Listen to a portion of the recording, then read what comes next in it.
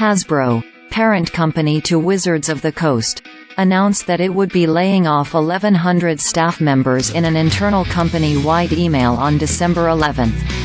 Over the past few days, staff members affected by the layoffs have come forward on social media to reveal they are now looking for work.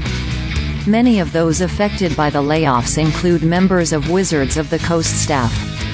This new workforce reduction comes after 800 jobs were slashed at the beginning of the year. These job cuts were reported to be staggered out over the next few months, but there are some employees who have already been let go. Layoffs are a challenging time no matter when, but ones right before the holidays hit harder for everyone involved.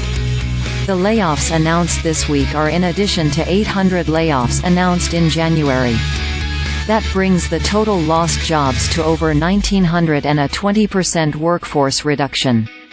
Hasbro has struggled over the past few years thanks to a downturn in the toy market and hope to correct by focusing on finding cheaper ways to bring existing brands to market. Wizards of the Coast was a bright spot during this time.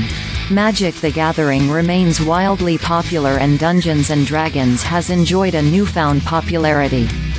D&D, in particular, flourished during the lockdown phase of the pandemic as people looked for activities to do via remote communication and in immunized pods. Not only has Hasbro struggled, one of its main rivals has thrived. Mattel has seen a robust stock price this year thanks to revitalized sales of Barbie toys spurred on by the wildly successful tie-in film.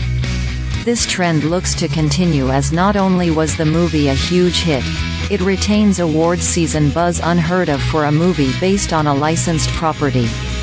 Layoffs aren't the only cost-saving measure Hasbro looks to be taking. They are in the process of selling their stake in One, which helped produce tie-in media such as this year's Dungeons & Dragons: Honor Among Thieves.